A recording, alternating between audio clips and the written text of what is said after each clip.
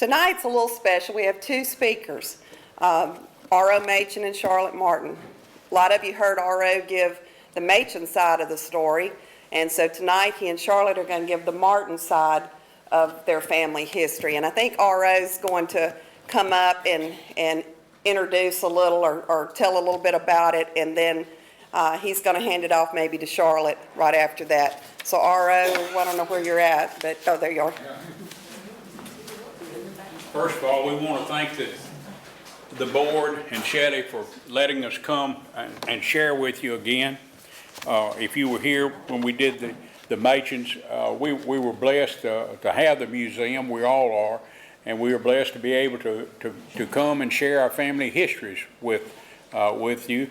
And there have been many family histories shared in this room, and it's very interesting. And if you haven't been to them, we would encourage you to come. If it's the first one, we'd encourage you to come and be at others. Charlotte and I want to talk about the Martins of Evergreen, and there's a lot of Martins in Evergreen. There are a lot of different lines. There are a lot of different family lines. But tonight we're going to narrow it down to two different lines. Charlotte is going to talk about John Martin, who was Arthur Dowd's granddaddy, and I'm going to talk about Winfred, who was my grandfather. So those are the two lines we're going to talk about. Actually, the Martins began when our great-great-great-grandfather Martin came from Ireland to Chesterfield District in Virginia. Our great-great-grandfather Machen was born in 1781 in Chesterfield District, and he died 1841 in Evergreen. He is buried about 5 miles east of the DCP Energy Transfer Plant up on the top of Bodark Hill on Flat Lick Road. Bodark Hill is one of the highest points in Claiborne Parish, and at one time they said he wanted to be buried there because he owned the land between there and the Louisville Road. So he's buried up there. We've cleaned that cemetery up. There are probably 4 other graves inside the fence. And then there are quite a few stones outside the fence, iron ore rocks, which we have plenty of. But those are grave markers for slaves that were buried outside the fence. But we've cleaned up that cemetery, and I've cleaned up 3 other cemeteries in Claiborne Parish that are our ancestors. And Shelly always wants me to talk about cleaning up cemeteries because she talks about it being, where's Shelly? Where'd she go? Yeah. She always wants me to talk about cleaning up cemeteries because it is important. And the last one I cleaned up, we couldn't even see it. It was really grown up. But we start with Machen, and he was married to Sarah Allen, and he was one of their 10 children. They had 10 children. One of their 10 children was Tolliver, who was our great grandfather.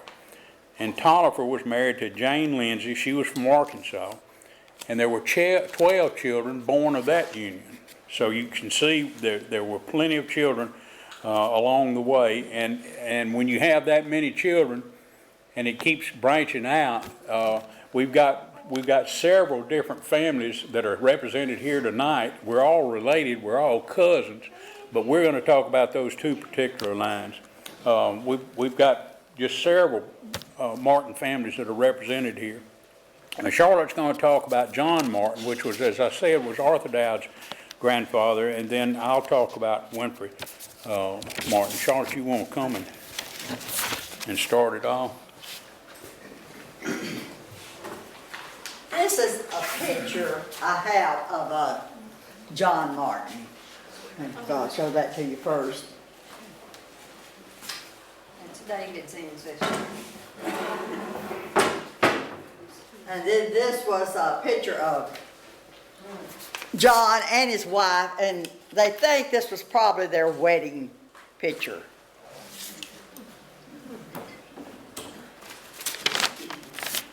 John Oakley Martin was the 6th child of Tolliver and Emily Jane Lindsay. He was born August the 20th, 1862 in the Evergreen Community, which was then Claiborne Parish. He died October the 22nd in 1941 in the same place, but it's Webster Parish now. He married Maddie E. Monk on the 21st of February, 1884. She was also born in the Evergreen Community in 1869. They had 9 children. Alice was her first child, Alice Elizabeth Martin, and she was born the 20th of December, and at that time it wasn't called Evergreen, it was called Grove, Louisiana. And she died 15th of February 1968 in Jacksonville, Texas. Alice had a child in 1902, and it was Elizabeth, and she was called Lizzie. At the age of 18, Lizzie left this area and went to St. Louis to live. She later married and moved to Festus, Missouri, and she started a restaurant cooking Southern food, peas and cornbread and turnip greens and fried chicken, and it was made quite a successful place there. Lizzie had 4 daughters, and Alice married Jeff Chancellor after she had Lizzie, and that's when they moved to Jacksonville, Texas. And Alice with Jeff had 6 sons: John Revis, Harrison, Roy, Melvin, Marshall Ray, and Willie B. And then the boys all had large families, and they made their home there in Jacksonville, Texas. And they still live there today, some of them. The second child of Tolliver and most of the time they called her just Jane, Emily Jane, was Mary Lou Martin. She was born in October of 1886 and died in 1957. Mary Lou was married to John Marshall Martin, and they had 3 sons, Lee, Audrey, and Kenneth Martin. And many of you remember Kenneth Martin. He was a deputy on the sheriff's. He would come by our house and stop to see Mr. Martin. And my kids, little, they wanted to get in the police car. So the third child they had was Baisha Martin. She only lived to be just shortly over a year old. She was born in May of 1888 and died in October 1889. Treby is the 4th child, Treby Allen Martin, and she married Archie Brown, and she was born in 1889 and died in 1982. They lived at Sarepta. They had 10 children. Inez, then they had a baby boy that was not named, Grady Lee, Eula B., Ina F., Mary, Mamie, Selby, Fred Dempsey, and Helen. So they had 10 children. And I have a picture of Aunt Treby over there on some of the pictures. The 5th child of John Oakley was Mr. Martin, Arthur Harrison Martin, which was my father-in-law. And he married Clara Elizabeth Miller in 1919. We have down that he was born in 1891, but he was born somewhere between 1891 and 1894. Every record has a different date on it because the Bible was burned up. So, and he died in 1964. They did not have any children, but they adopted 2 children. Louise was born in January 1927, and they adopted her sometime after the 1930 census. And Louise has 3 daughters, Elizabeth, Marilyn, and Willeen. And Marilyn's here with us tonight. And she has 2 grandchildren and 2 great-grandchildren. They adopted Arthur Dowd, my husband, when he was 5 weeks old. And they called him from Shreveport when he was 3 weeks old to tell him they had a child. They had 16 babies over there, in fact. But they couldn't go until, for several weeks, they didn't have a way. When they went to get him, I really don't know whether he chose them or they chose him. They always told the story that when they went to get him, there were 16 babies, and they could have chosen anyone they wanted. They went to get him, but they could have chosen whoever they wanted. He was the only one that smiled at them. So we have always felt we were very blessed to have been chosen by the Martin family. So We married in November 1956, and we have 3 sons, and they're all here tonight, Art, David, and Carlos. We have 2 granddaughters, Christy and Laura. Laura's here with her children and husband. And 4 grandsons, Dave, Michael, and Kobe are David's sons, and Quentin is Carlos's son. And we have 4 great-grandchildren, 2 great-granddaughters and 2 great-grandsons. Mr. Martin, author, loved to pull pranks and things, and he had a lot of workers. He had pulpwood trucks and worked out in the fields and things. And one night, somebody had been stealing something out of cotton or something out of one of the houses, so he decided to go and check on it. So when he came by, this black fella that worked for him, they called him Uncle Bap. He was a real nice guy. And he was down praying, and he prayed. He said he really prayed, but when he ended his prayer, he said, when the Lord calls Uncle Henry's ready. Well, Mr. Martin called his name real soft-like and said he got up, he looked under the beds, he looked everywhere, and so when he got down, he prayed. Mr. Martin said he really prayed that time. And whenever he finished, though, he finished it the same way. When the Lord calls, Uncle Henry's ready. Mr. Martin called him loud. Said he didn't even stop for the door. He just ran right straight through the door. And Mr. Martin was out there just rolling like it. He said, Mr. Arthur. So I'm afraid sometimes we might be like that, not as ready as we think we are. But he loved to pull things. So. And at Arthur Dowd, I think about Mr. and Ms. Martin.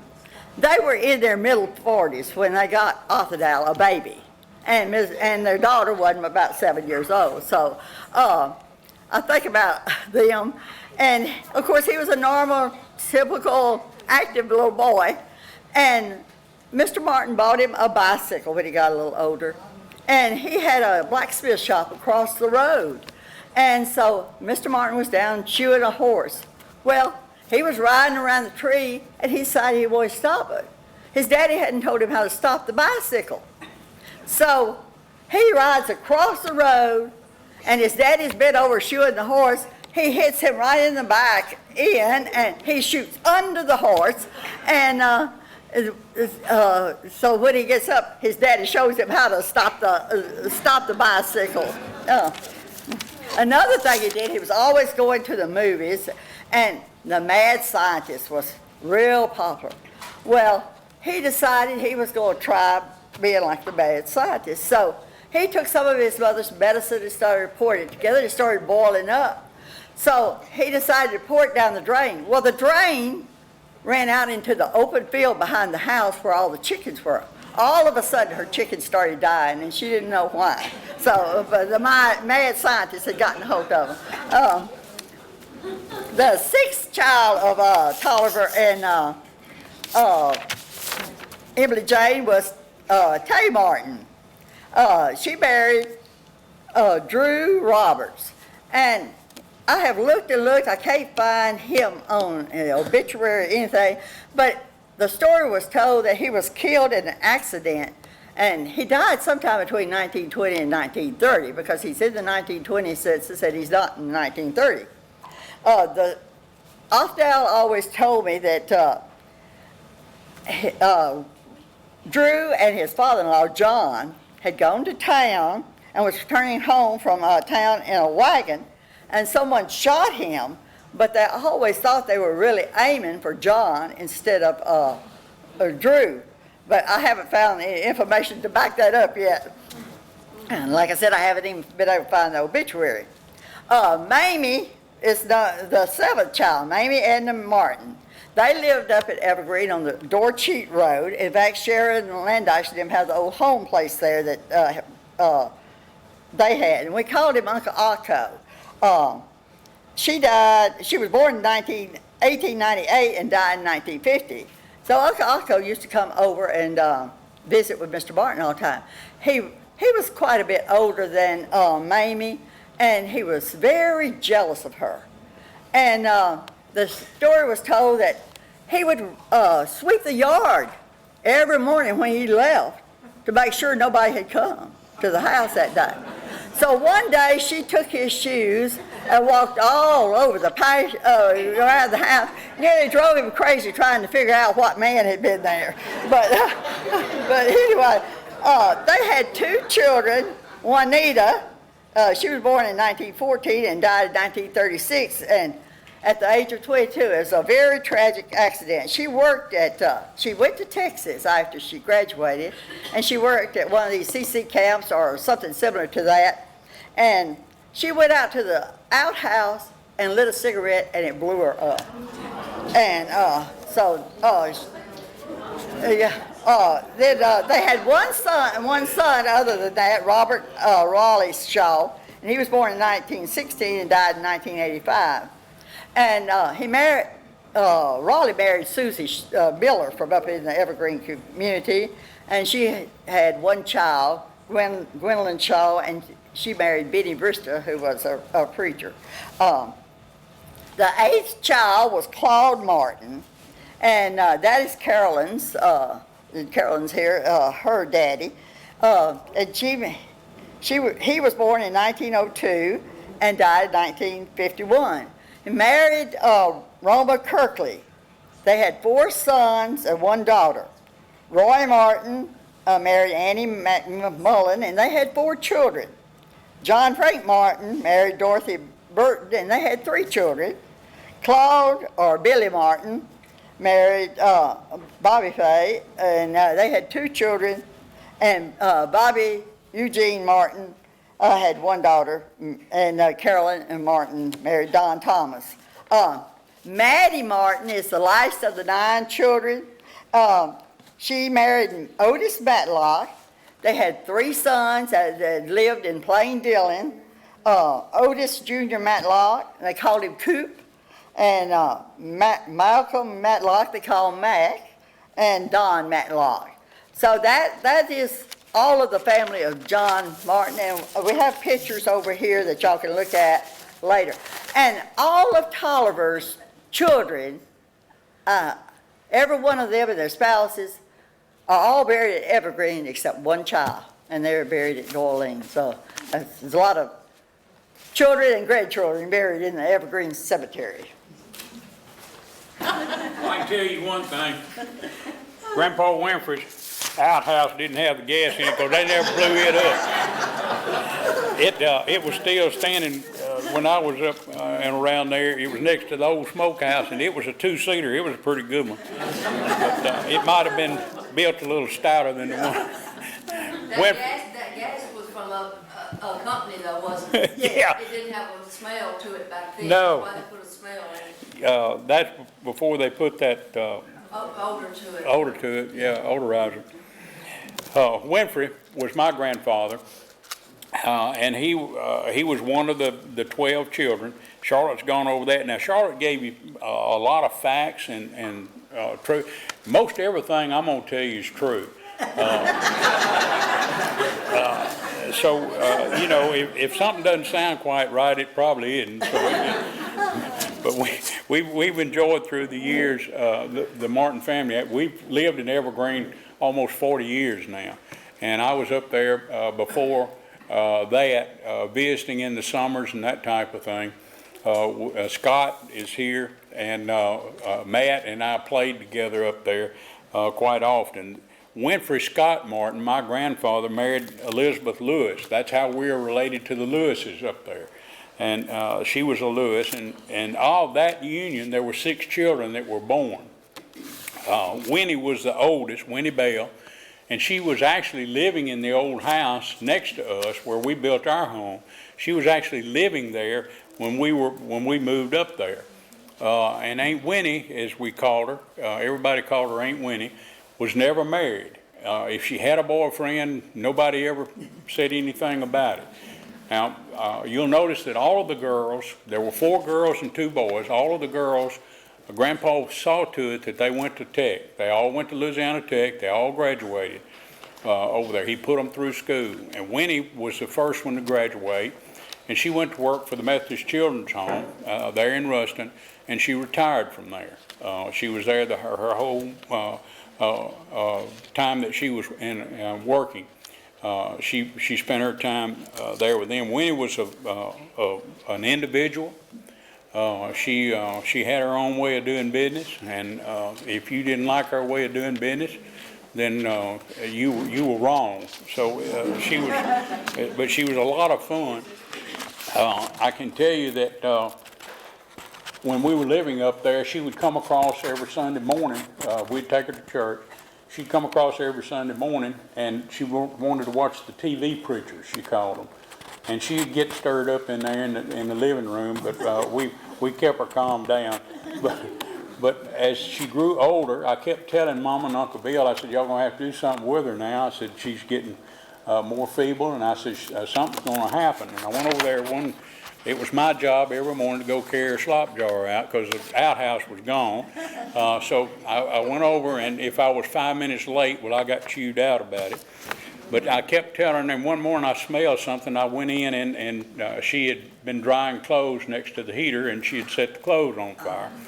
So I called Mama and Uncle Bill, Scott's granddaddy, and I said, yeah, y'all have got to do something now. I said, she's going to burn that old house down.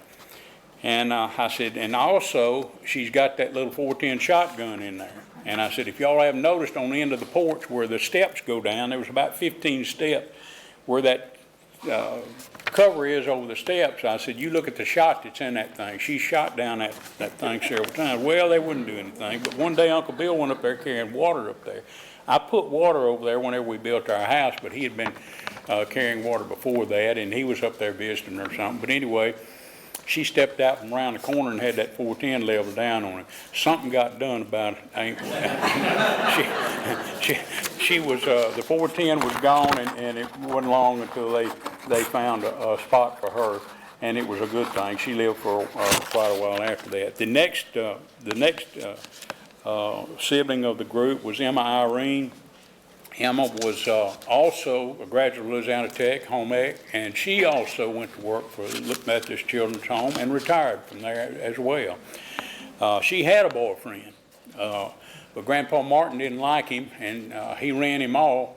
I don't know what his name was. I never was privileged to find that information out, but Aunt Emma never had another. Mama said that she never had another date after Grandpa ran him off. So I don't know what that situation was, why he was run off or whatever. Of course, she and Aunt Winnie had no children. Then Aunt Sally was born. Aunt Sally also graduated from Tech, married Howard Staples, and they had a daughter named Myrna, married Roy Rickerson from Alexandria. All of those are deceased now. And Roy and Myrna had no children, so any of the children there, that stopped with them. Uncle Lewis was married twice and had no children. Uncle Lewis and Uncle Bill stayed on the place and worked with Granddaddy at the gin. Grandpa had a gin, had about 80 acres of cotton, a 5-acre peach orchard, a big garden, cows and all of that, and they were pretty well self-sustained. They'd have to go to town every now and then, and they'd buy salt and they'd get some sugar and that type of thing. But he ground meal at the gin. They had a grist mill, and all of that was on toll. If he sawed lumber for somebody, then he kept a part of that for his pay. Nobody had any cash. If he ground corn, well, he kept part of the meal then, and that's where Grandma got the meal for her cooking, and then he would grind some more down for flour. She made the best cat head biscuits you ever put in your mouth because they had homemade butter in them. She churned butter too. But anyway, Uncle Lewis was married twice. He had no children. If any of y'all remember Uncle Lewis, he was missing a finger. I don't know if some of y'all remember that or not, but he and Mother were playing one day, and he would put his finger on the stump, and she had a hatchet, and he left the finger on the stump one day. They had a pretty good game going until that fell apart. The next one was William Matthew, which was Uncle Bill. That's Billy Matt's daddy. He married Harriet Robertson from Shreveport. Aunt Harriet taught school here for years and years, one of the best teachers that West Parish ever saw. But anyway, Uncle Bill named Harriet, had Billy Matt. Of course, Matt married Ruth, and they're all deceased now. But Scott is here, and Scott and Angela. Angela's over here. They're the children from that marriage. Angela has Morgan and Mady, and Allie and Will are back there of Scott's. So we're blessed that Scott is a male, and he's now Will has been born. He's a male. He's carrying that Martin name on of our particular group. We had a lot of good times. Matt and I did. We hauled hay with Uncle Bill. We did a lot. Uncle Bill had a cantaloupe patch across from where Meat Green lives down there, Scott, up on that side of that iron ore hill. He could grow more cantaloupes on that old iron ore hill than anybody in the country. He had an old 48 2.5-ton flatbed truck, and I've seen him come through Minden many a day with that thing full of bushel baskets with cantaloupes just heaped up over them. And we'd help him pick them, and then he'd take off, and he'd stop at every grocery store between here and Shreveport, and when he got to Shreveport, he'd be sold out of cantaloupe. And he would make 2 or 3 crops of those a year. We would also go to the bottoms and get behind the hay baler and load hay on that. I was not big enough. I could get it up on the truck, but somebody else had to stack it. Because those bales were heavy in that time. They weren't these light bales that they produce nowadays. But Matt and I played quite a bit around together. We hunted together. Will Norton lived on the place with Louisiana. It was his wife. They helped there. Louisiana cooked for Aunt Harriet and Uncle Bill, and Will helped Uncle Bill on the place. And Will would take us hunting from time to time. And Matt and I were blessed. One year we both got 410 shotguns. So Will was going to take us hunting. So we did. We hunted on the hills up above where our place is. And there were some about 60 or 70 foot pine trees in there, and we ran squirrels all over the top of those pine trees, popping at them with them 410s. They wouldn't reach up there and kill them. And old Will, I can just see him now laying on the ground, rolling around. He'd finally get up with his 12 gauge and kill the squirrel. But Will had a good time with that. And Louisiana cooked. A lot of times, Aunt Harriet and Uncle Bill, Aunt Harriet would go to school, and she'd talk Uncle Bill to going with him. Supposedly for 2 weeks, he'd stay 2 or 3 days, but Louisiana would cook for us while we were there. And we had squirrel and coon and possum, all of the good things that she cooked on wood stove.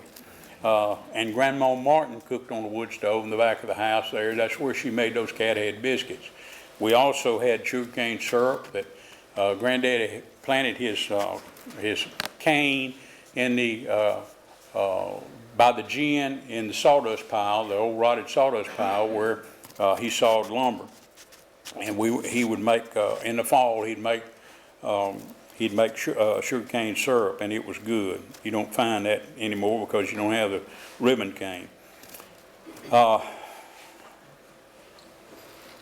Again, Matt and I one time I remember Matt and I used to play in the seed house behind the gin. The gin was run by steam engines, and it would suck the cotton. They had suction on it. It would suck the cotton out of the wagon, go up into the separator.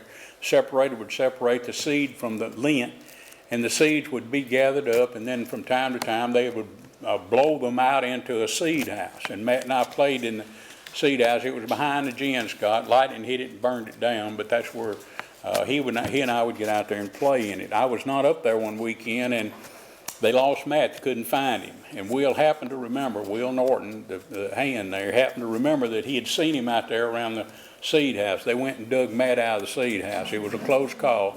It wouldn't have been much longer, and he wouldn't have been with us. But what had happened, he was up in there playing, and they blew that seed out of there, and it just completely covered him up. It was pretty dangerous playing around that thing. But anyway, we had a good time, and we enjoyed it. That brings us down to Leela, which was my mother. Mother also graduated from Evergreen and went to Tech. And she married Daddy, of course, R.O. Machen Sr. She had Catherine Ann, and I. We lost Ann in 2006 to a cerebral hemorrhage. Ann had 2 children, Tayce and Kim, and then Barbara and I are a mixed family, Wes and Audra, and Nancy and Suzanne and Olin. So we have five children. And Olin, the Machen name, lives on through Olin. Wes didn't have any boys. We had Olin, and now Olin has 2 boys. They're back over here to carry on the Machen name. But we've had a good life through the years, and Barbara and I have enjoyed living at Evergreen. The story of Mama, if you were here for the Machens, the story of Mama and Daddy is kind of interesting. Daddy came to Evergreen in 1927 as a teacher coach, and Mother was between her junior and senior year, and he dated her, and that was frowned upon by the school board. And they didn't like the teachers dating their students. He left then 2 years later and went to Weston as a principal. And the question that I have not been able to answer, and probably won't ever answer, is did Grandpa Martin run him off like he did Aunt Emma's boyfriend? Or did the school board fire him for dating a student? Or was the actual salary at Weston better as principal that he moved down there? But anyway, a couple of years later, Daddy moved to Dorcheat as principal. And guess what? Mother was with him. They had married in 1930, in between the time he was at Weston and Dorcheat. I have no pictures of that marriage. I have no information about it, nothing. I don't know if it was a shotgun wedding. I don't know what the deal was. But anyway, they were married, and when they moved to Dorcheat then, he was principal down there a couple of years, and then they moved to Cotton Valley in 1936, and that's where Ann was born. And then when they went to Spring Hill, he was principal of Spring Hill High. Then that's where I was born in 42. And by the way, I had a birthday yesterday. I've made it 75 years, thank you. And I hope to make some more. But we often wondered what happened to Daddy and Mama, and what the situation was in regard to their relationship back when all of that was taking place. I don't suppose we'll ever know exactly what the situation was. That's kind of a quick overview. We want to keep you here long. We want you to ask any questions. Charlotte and I both be glad that we have pictures up here. We have pictures of Tolliver and Jane. Micaiah, I don't have any pictures of him. We do keep that cemetery up. We keep them all up. There's pictures of all of the family up here, so if you'd like to come, we'd like for you to. We'd like for you to come and look at the pictures, and if you have any questions, we'll certainly be glad to try to answer them for you. But we appreciate your coming. We appreciate your time. We don't want to keep you here too long. But if you have questions, Charlotte and I will be glad to try to answer them. As I said, there are many Martin families in Evergreen, and there's several of those families represented here. And maybe sometime in the future we can come back, and some of them can tell their story of the children that were of Tolliver and James, and maybe they can tell their lineage and the way they came about. Does anyone have any thoughts or questions that we could try to answer? There's a lot of fun times. I can remember Granddaddy died when I was about 6 or 8 months old. But Mother always said that Grandma would make pies, peach pies. She would dry peaches. They had about a 5-acre peach orchard. She would dry peaches on the top of the dog pen. There weren't any flies. She'd dry those peaches. She'd put them out every morning, and then before the dew fell in the evening, she'd pick them up until she dried them. And then she made fried pies and peach pies and that type of thing out of them. Cooked them on the old wood stove, and they were absolutely wonderful. And one of Granddaddy's favorite pies was pineapple, but he didn't like the pineapple in it. He just liked the taste of the pineapple. Mama said that he would sit on the porch and spit the pineapple out in the yard and make Grandma mad, but she never said anything. She wouldn't fuss about it. But there's a lot of things that we could tell about them. As I said, at least some of what we've told you is true. Charlotte's all true. But, Does anyone have any thoughts or questions or anything? We don't want to keep you too long. Yeah, Doc? Tell me again about that Bodark Hill Cemetery. Bodark Hill is one of the highest places in western Claiborne Parish. It is the highest place. We had lost that cemetery. Arthur Dowd knew where it was, and they went in there and logged it, and the roads changed up, and we'd lost it. And I took a topographical map and finally worked my way around and found that cemetery again. And it's about 1.5 miles off of the Flat Lick Road. It's behind a gate. There's a hunting club that has it leased, and they have a gate there. And when I found it, it was all grown up. The fence was falling down. It was grown up.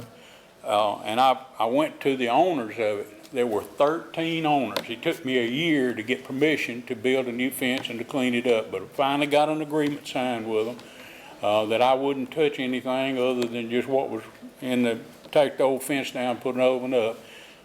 Got the family to donate some funds, and we built a fence around it, had a fence built around it, and we keep it clean. I spray that cemetery. I don't mow it because there's a lot of rock. It's hard to get in there to it, so I spray it, and I keep it sprayed down. It's mostly leaves in there because there's trees around it that I couldn't cut because they were on somebody else's land, but the leaves have fallen in there, and we keep the grass and all down by just spraying it. It's a beautiful hillside. Yeah.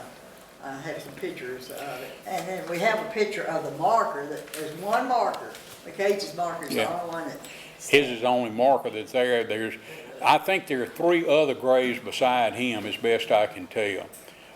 Now, Olin will laugh at me. I haven't carried my witching rods over there yet, but I'm going to. And we'll see what other graves are there. He doesn't believe that you can walk across a grave and those rods will cross, but they will. And you can also walk parallel to the grave. If it stays straight, it's a male. If they cross, it's a female. It won't work. He'll tell you it won't work, but it will. I've learned that from several people, and it will work. And you can tell whether it's a male or a female, and you can test it in the cemetery because some of those have male and female names on them, so you can test it out. But that's where he is buried, and we're blessed that there was a marker there that we had. There was another time when it rained, and they couldn't get across Flat Lick over there, and over in there were what was the man's pasture? Had no, over there close to where your land is, right up from there. Had the store here in Minden for a while. Huh?